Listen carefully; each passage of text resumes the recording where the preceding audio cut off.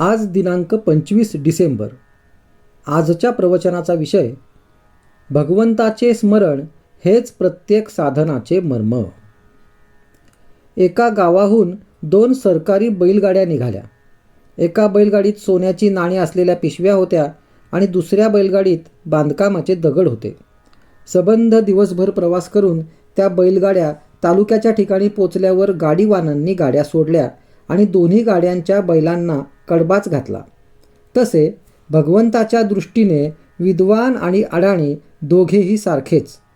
सुंदर विचारांचा भार डोक्यात वागवला म्हणजे विद्वानाला भगवंत जवळ होतो असे मुळीच नव्हे. विद्वान काय किंवा अडाणी काय, दोघांनाही बुडवण्या इतका अभिमान जवळ असतो. विद्वानाला अभिमान जास्त मारक होतो इतकेच. विद्येला जगात किंमत आहे, पण ती साधनरूप आहे, साध्यरूप नाही. विद्या ही भगवंताची दासी बनली पाहिजे.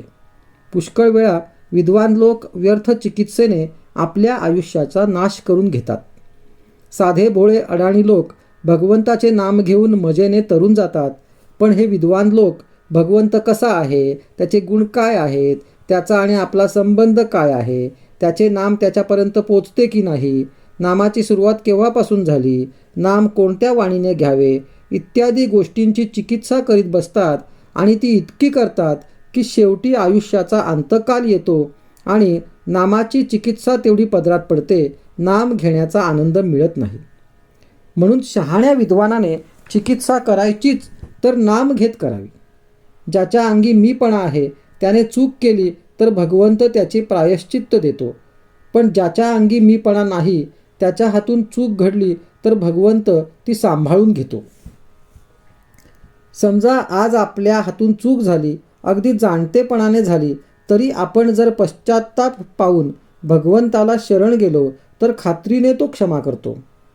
आपण आपले मागले घडलेले सर्व भगवंताला अर्पण करावे, मग पुढची जबाबदारी त्याच्यावर पडते. प्रत्येक भक्ताने साधनाचे कष्ट स्वतःच सोसले पाहिजेत.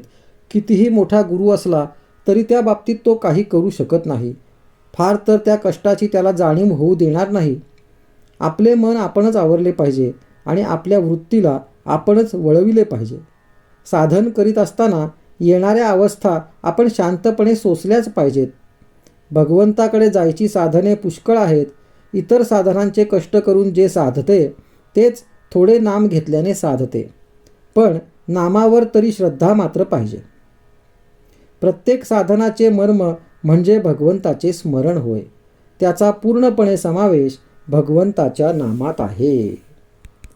आजचा सुविचार: नामाबद्दलच्या सर्व शंका नाम घेत गेल्याने आपोआप नाहीशा होतात.